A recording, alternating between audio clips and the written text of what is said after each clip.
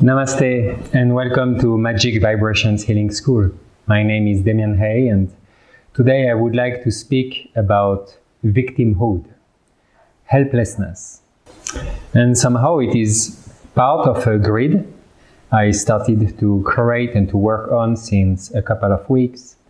And this grid is called Healing the Cripple because victimhood relates a lot to feeling crippled. And what does it mean to be crippled? Well, it means to lose our integrity, to lose a part of ourselves. So it's about losing power.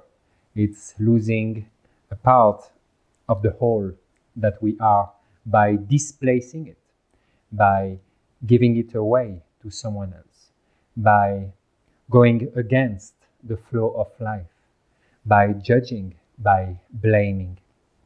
Victimhood.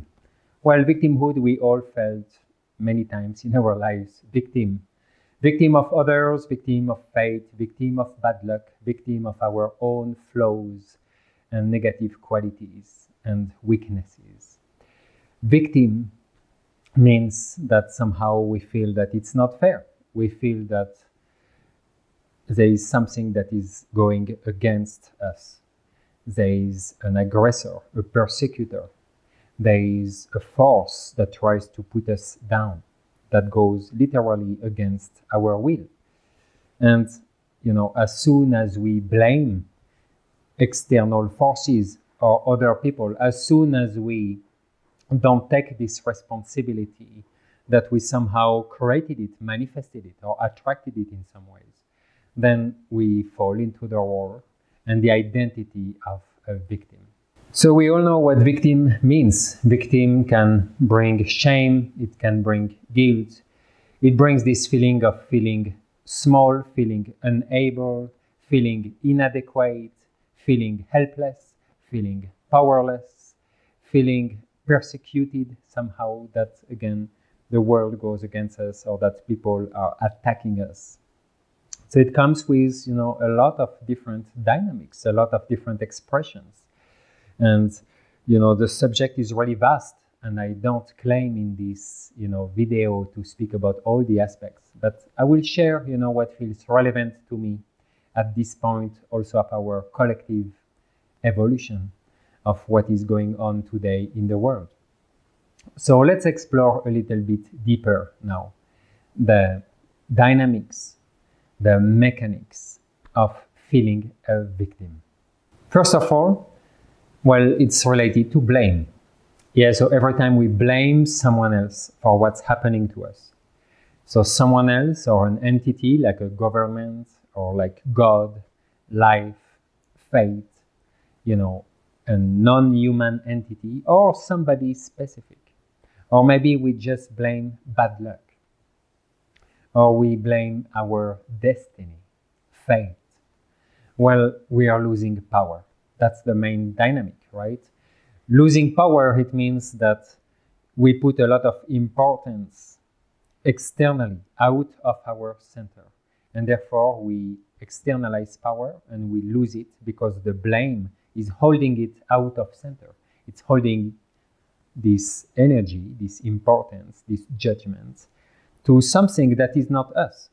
Therefore, the power goes away. So the main dynamic, it's definitely, from the shamanic perspective, a loss of power and therefore a loss of integrity. It's also, being a victim, it has a specific frequency, right? The frequency maybe of the scapegoat, the frequency of the person that attracts trouble, attracts judgments, bullying.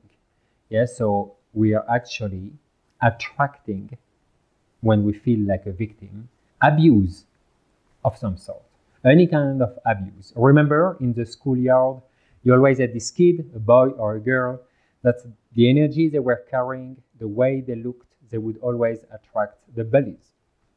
And, people wanted just to slap them. And you didn't know why. There was not a specific reason, but it was the frequency that they were holding. And, we all go through this in life. And as soon as we identify as a victim, we do attract more abuse. We do attract more bullying. We do attract more confrontation with others with intention to put us down, to belittle us. As well, victim, of course, brings, well, a negative self-image, a negative self-perception. So we feel less than, we feel inadequate, we feel that we are not good enough, we feel that we failed, we feel that we are, a failure, exactly. We feel that there's something wrong with us, that maybe we are broken. We feel that we are, unlucky. So all these negative self-perception, well, it brings, again, this frequency that attracts more of these situations and interactions with others where this idea, this negative self-idea we have about ourselves will be validated by, confrontation, interactions, exchanges with our environment and other humans. There is also an interesting cognitive dissonance that comes by feeling a victim. Yeah, so this cognitive dissonance, what does it mean? It means it's a distortion of what is. Yeah, so it can be, for example, catastrophism, so catastrophizing things. Yeah, so making it bigger, exaggerating the intensity, or creating a story where there was no story. There were just, events unfolding, happening. But then we create a story, and this story, well, we are the center of it. And in the center of the story, we are the victim. So it's the world against us, trying to put us down or to make us suffer in some way. Another cognitive dissonance would be to overgeneralize things, right? So if in the past I had an experience where I identified as a victim and it was related to a specific group of people, let's say, I don't know, victim of the injustice of the government or administration, well, I can overgeneralize then and believe that all the time I will have to deal with administration, government, I will be a victim. So, in case of taking it case by case, situation by situation, moment by moment, I overgeneralize. And therefore, well, I label and box in, my interactions with the external world and with this specific entity or being that I feel has abused me. And therefore, well, I invite a repetition of the experience. Another cognitive dissonance would be the all or nothing. So it's kind of part of the overgeneralizing. It's like putting everybody in the same box, and therefore it's not seeing the shades of gray between the white and black. It's seeing the world in an extremely polarized way. And this is many times a cognitive dissonance that the victim will feel and identify with. Another thing with being a victim is that many times it brings social isolation. So it's a feeling of withdrawing, hiding, going in our cave, in our bubble, not wanting to see people, not wanting to confront the world by fear. Fear of being rejected, fear of being abandoned, fear of being humiliated, fear of being betrayed, fear of suffering, right? So this social isolation, well, it's extremely dangerous because this is where we can build up more stories. And these stories will never be really confronted to reality, to just show us that maybe reality, is not what we perceived it to be. Maybe there is something different. Maybe we were exaggerating or making a mountain from a molehill. But when we isolate socially and we stay alone and we, take these stories and bring them in loop inside our mind, well, we are denying, the power of reality to correct our assessment. And then we are just self-indulging and self-loathing into our own distorted perception of what really happened. In the victimhood, well, there is also a whole aspect of self-righteousness. Yes, so self-righteousness is somehow to truly believe that we are right as a victim.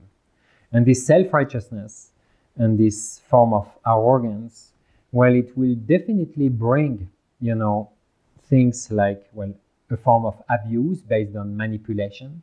So it can be that the victim will attract like a toxic cult or, cultish environment. It could be simply codependent relationships. Maybe, an empath and a narcissist. And the victim because it's this self-righteousness that believes they're right, again, will get trapped, and the self-righteousness will act like a denial, like, a blindfold, and they won't be able to see the toxic dynamics happening in the relationship they have.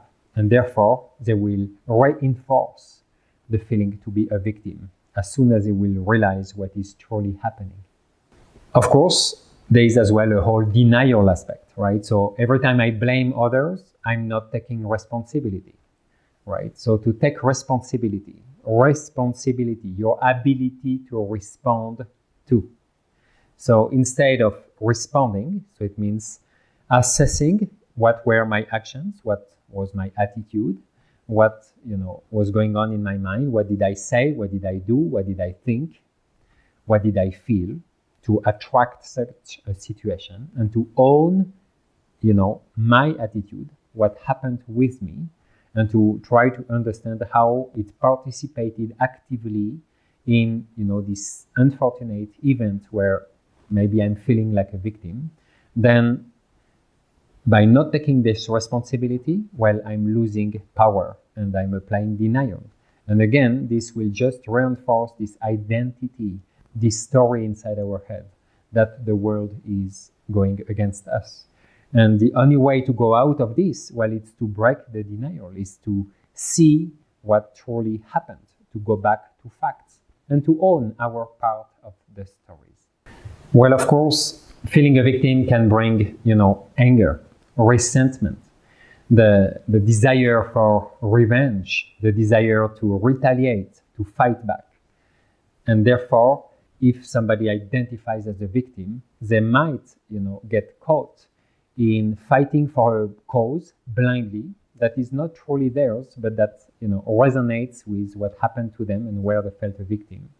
And then all this anger and this resentment will be projected outwards to specific targets, like other people that we identified as persecutors.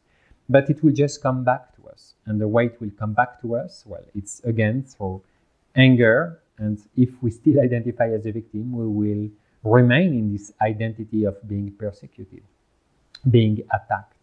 And that will again reinforce this negative self-image and negative self-perception that we hold when we feel like a victim. Sometimes victims feel helpless. So they don't understand what is going on, and so they withdraw, and they feel that nobody can help them, and the denial is so strong, the blaming is so strong that they cannot ask for support, they cannot ask for help, or they refuse all the mirrors, the good wisdom, suggestions, advices that are given to them by friends or by their community and family. So they just not only deny, and they end up in this loop where they truly feel helpless. And the other polarity of that is to ask all the time for support. So it's to be so disempowered that whatever you want to do, while you ask for help, whatever decisions you have to take, you need to ask somebody to validate your decisions. So when as well somebody asks too much for help, it can come from this identity as a victim, as much as is never asking for help. I sometimes see as well a form of entitlement in the victimhood, and this entitlement says, well, I'm a victim here, you have to help me, you have to take my side, you have to defend me, otherwise you're mean, right? Otherwise you're not a good person. So this form of entitlement is a distorted expectation about how people should behave with you, how they should protect you. And again, it comes from a displacement of power. It comes from putting, importance, blame outside, and then looking for a rescuer. So now we reach this, classic understanding of victimhood, which is part of the drama triangle. So the Kapperman triangle, where there is a victim, there is a persecutor, and there is a rescuer. And in this triangle, well, we all swap roles, right? So the victim, when they retaliate, become themselves a persecutor, and they invite a rescuer, but then, the rescuer can also end up being the victim. and so on. So there is this confusion of roles, and there is a lot of, energy, power that triangulates and that moves in loop in these three different stations: the victim, the persecutor, and the rescuer. And it's draining for everyone, disempowering everyone. As a victim, sometimes we also constantly seek validation outside. Validation because, well, we feel inadequate, we feel that there's something wrong with us, something broken, so we would always seek this validation that we are a good person.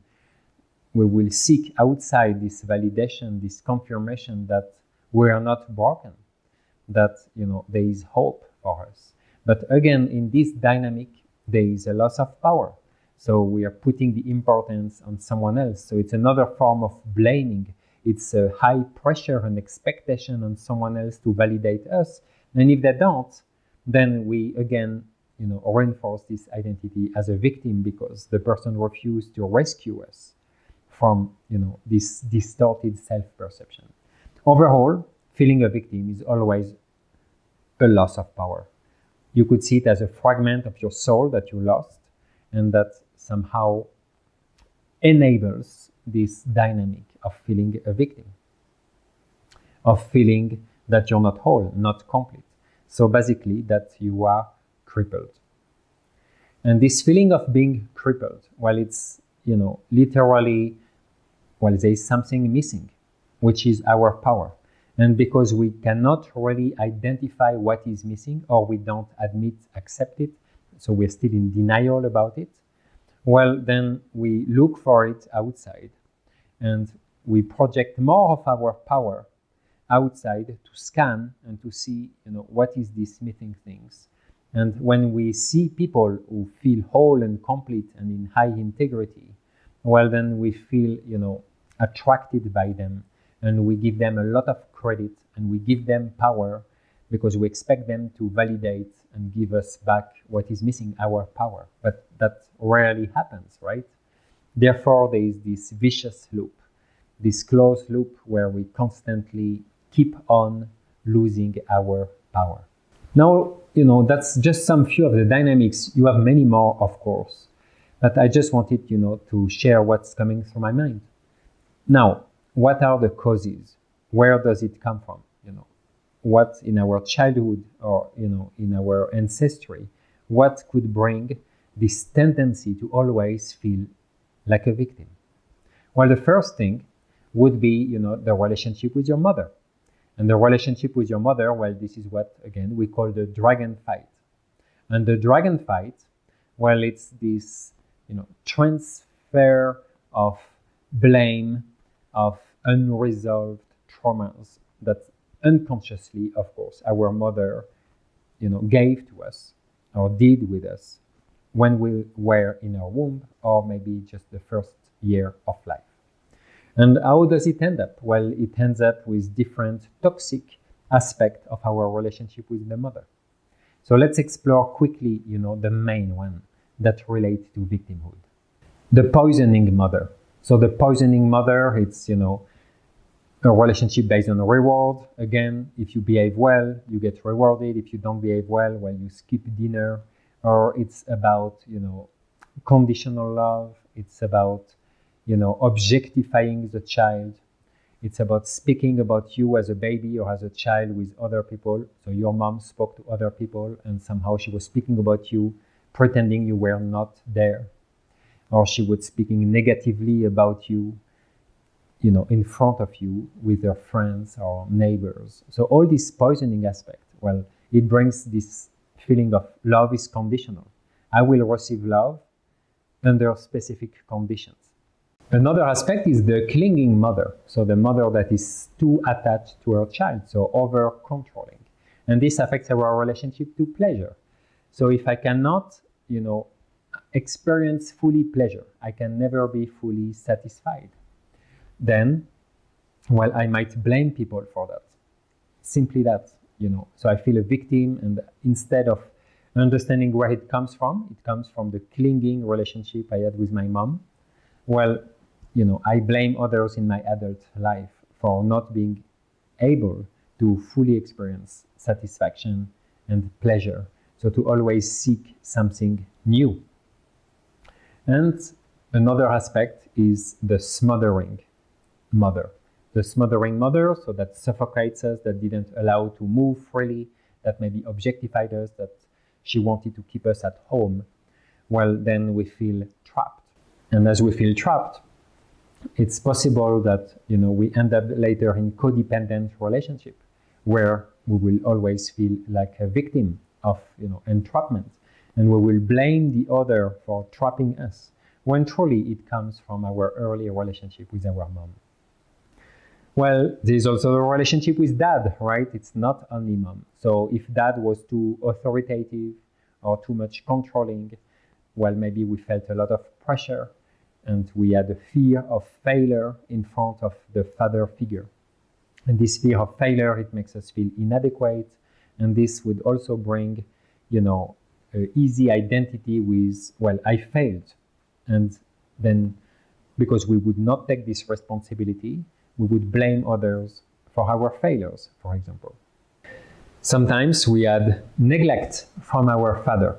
So we didn't receive the love we expected, and we looked around, we compared, and as we compared with others, we saw some other kids that got a lot of love from their father, and we felt, oh, it's not fair, so therefore I'm a victim. Sometimes there was competition with our fathers. Yeah? This constant competition, which would also bring sometimes a feeling of inadequacy, I'm not good enough. And again, the whole comparing thing here, it's really important. As a child would compare his own dynamics with his mom and dad and look around at school or with his friends or her friends, the other dynamics that the kids would have with their parents, there would always be this assessment and this judgment, comparing. And many times we would end up like, hey, my life is not fair. And this would be like feeling a victim and blaming life, blaming luck, blaming God, the divine. And this game of blaming again will just strengthen, enforce the identity as a victim. Of course, there is another aspect which is ancestral. So, maybe your mom or your dad identified strongly as a victim, and there was a transfer of identity as you modeled, your attitude and your behavior and your belief system on your parents. Maybe it comes from before your parents. Maybe it comes from your grandparents or some ancestry in your blood lineages. And there is something not resolved there that was transferred as an emotional wound, as a transgenerational inherited pattern or epigenetic conditioning. And this is why you feel today as a victim, because maybe there is something in your ancestry that was so strong that it got transferred generations from generations. I know always there is karmic patterns, right? So if you believe you had other incarnations, you exist in other streams of consciousness. Well, of course, there are things you have done or things that happened to you that made you in other, life experiences or other streams of consciousness. It made you feel like a victim, and it was so intense, so strong that it still influences you today, and it brings this identity to the surface, and therefore it makes it really easy to grab this identity and just to feel again as a victim. Well, and now let's speak about another cause which is more collective. It's less personal. It's truly about crippling. So it's, today in our modern world, a lot of us, we are truly crippled. And it came from, comfort and technology.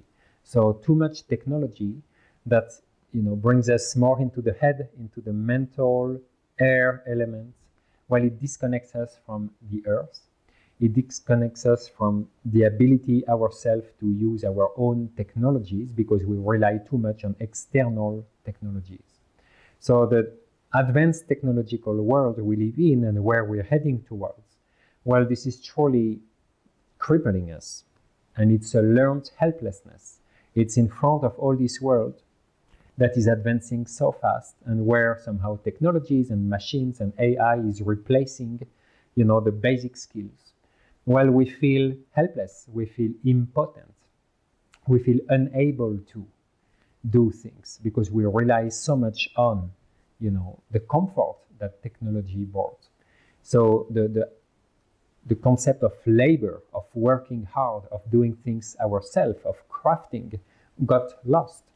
And therefore, either we become truly arrogant, which is, another form of blaming, because as we become arrogant to believe that technology will save us, well, you can observe the arrogant politicians, they blame us for climate change. They blame us for, whatever is going on, when truly it's our collective choice of choosing technology that, participates in these changes or disruption of nature cycles.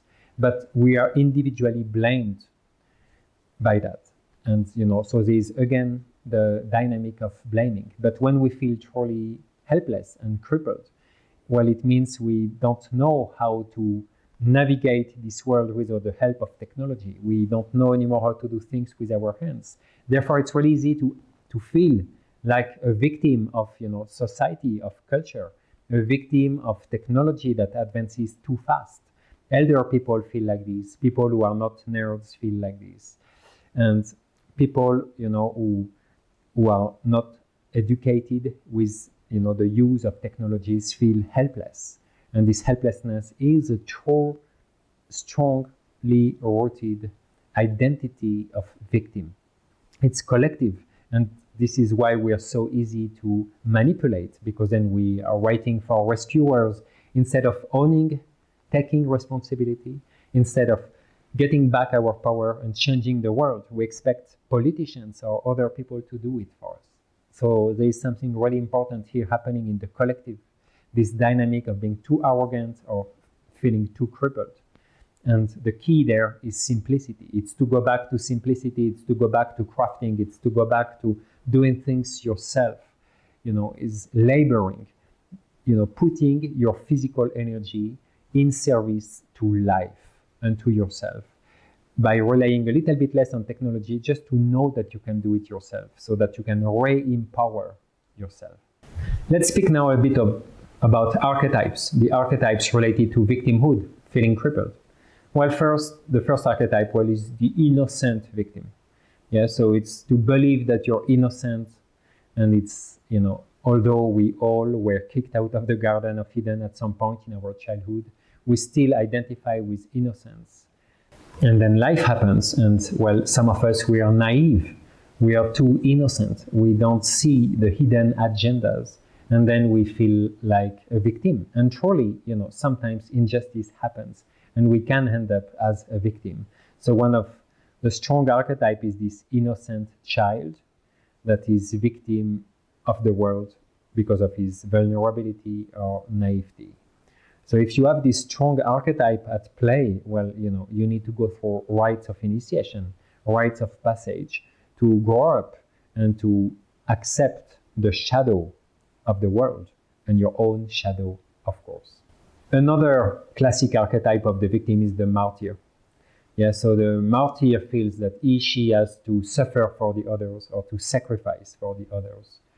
And it's something, that comes a lot from Christian, background or Christian conditioning, even if you're not born Christian. It's this idea that, somebody can rescue the world like Christ is supposed to have done, that he sacrificed himself to pay back for all the sins. Therefore, there is this idea, that the rescuer exists, and if the rescuer exists, the victim exists as well, and the persecutor, of course. Well, then there is the scapegoat archetype. So the scapegoat is, again, the one that is blamed with injustice, the one that always attracts the guilt, the blame, the bullying. Scapegoating is the embodiment of injustice, right? It's like the one that by default attracts punishment or blame, but it's not, his responsibility. It's maybe something collective. And once we start to identify with this archetype, or this archetype comes, then, we are the target of a lot of injustice, a lot of judgments, a lot of bullying, a lot of aggressions. And it's then really hard to go out of it. Of course, there is the persecutor or the persecuted archetype at play as well. So persecution, so because of your identity, so, your religion, the color of your skin, your culture, your background, the place where you're born, the ethnic group you belong to, well, you're a victim and you attract aggressors, persecutors. So this identity of victim, well, it comes from just belonging to the wrong group, social group, ethnic group, genetic group, well, political group, well, whatever that means. And another kind of tough archetype is the drama queen. Yeah, the drama queen, well, exaggerates drama, feeds on drama. So attracts more drama and loves being a victim because it feeds us, it attracts attention.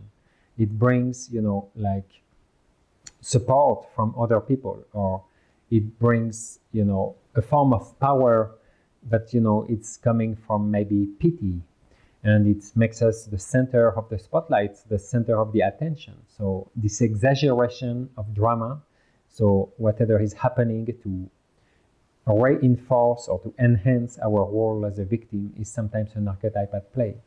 And you also have positive archetypes here. One of the positive archetypes, it's the survivor. The one that survives extreme resilience, that falls down, is attacked and comes back, like in the movie. And it connects as well with another archetype, the underdog. Yeah, so the one that looks like a loser starts, with maybe a bad attitude, or like low on the scale, and somehow this underdog becomes the hero through challenges. Nobody expected him or her to become a hero or the winner of whatever competition, and it does happen. So the victim can use the underdog and the survivor archetype to shift the dynamic of feeling helpless and powerless, to get hope and to go out of this negative loop. It's still an identity, it's still not really real, but this archetype of the underdog and the survivor can help. And the last one I will speak about, it's the phoenix archetype. So you're burnt to ashes and you're reborn, you resurrect from a catastrophe. You resurrect from death. So you allow yourself to die in an experience where you are persecuted or when people aggress you, and you are reborn in a more pure or stronger or more resilient version of yourself. So these are few archetypes at play with victimhood and feeling crippled that I wanted to share with you. Now, how to work on this? If you feel in your life sometimes like a victim, you see in yourself this tendency to blame, this tendency to externalize power, this identity that it's not fair, people are more lucky than me, or that I don't have enough, there's something wrong with me, I'm broken, I'm a failure. If you have all these identities, what can you do? Well, the first thing, of course, is to bring awareness, always. So you need to bring the curse of the denial. You need to look at things the way they are, and you need to start to take responsibility for your part and your side of the story. It means you need to look in yourself and to respect first your form and to respect, where you come from. Yeah, what is the conditioning you inherited from your parents, from your ancestors, from your karma, and to understand that you carry a baggage, you carry a burden that is conditioning your experience with life. And that it's not only about others, but there are many parameters that are at play. But first is, to reclaim some of your power by just bringing self-awareness and stopping the game of enjoying being a victim, indulging in. Yeah, so if you indulge yourself in the victim role, you're in denial. So the self-awareness is to understand that there are higher forces at play, that there are natural organic dynamic between, life force, humans, different beings, and that you have to take responsibility for your side of the story, and to understand that others also come from their own conditioning, their own ancestry, they have their own form, their own flow, their own destiny as you, and that sometimes it clashes and it interacts in weird ways, and that it's nobody's fault. It's just what is happening when two beings carrying conditioning meet and interact with each other. It's important as well to set clear boundaries, right? So if you have clear boundaries, well, you will feel less and less like a victim. Clear boundaries means a no is a no, a yes is a yes. It means that you reclaim enough power so that you know what your territory is and where it ends. That somehow you respect enough people so that you attract respect.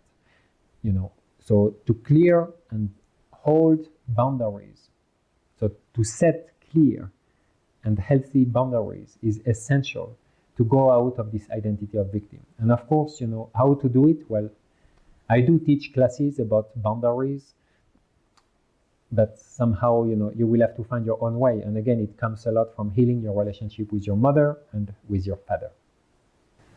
It's always good to seek support. If you truly feel stuck in this identity as a victim, well, don't be helpless. Ask for help. Therapy, healers, shamanic healers, like counseling, coaching, any kind of human support to help you see things differently, to help you shift your perception of reality so that you can step out of this victim identity. Ask for help.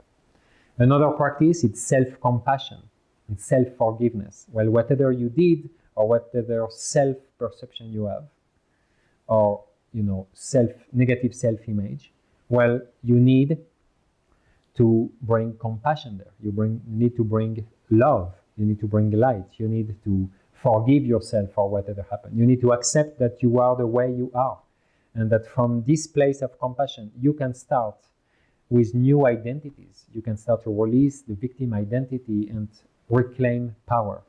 But to allow this power to be reclaimed, you truly need to apply self-compassion.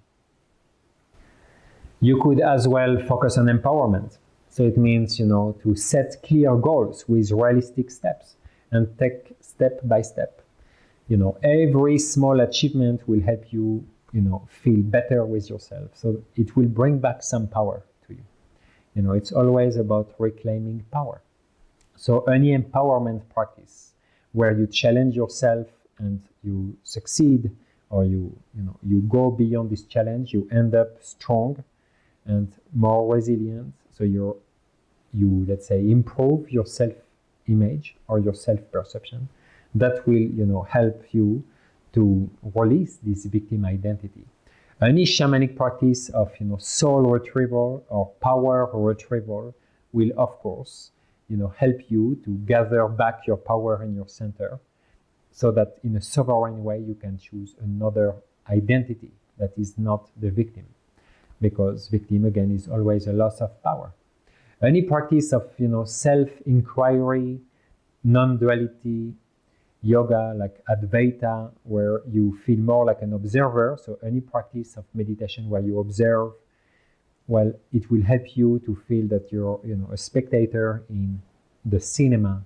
So you get less involved with, and therefore you project less importance in what's happening, because you are more into the observer role.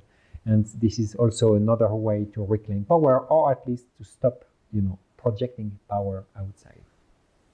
Of course, any psychological work or energy work about clearing limiting beliefs about yourself, so working on your self-love, self-esteem, self-worth, self-image, self-perception, will help you to shift and to step out of this victim identity.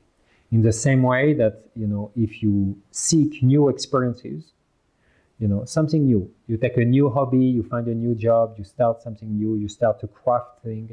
Well, it will help you to bring new resources, new dynamics into your life. So anything you do that is new will definitely be an opportunity for you to step out of the old.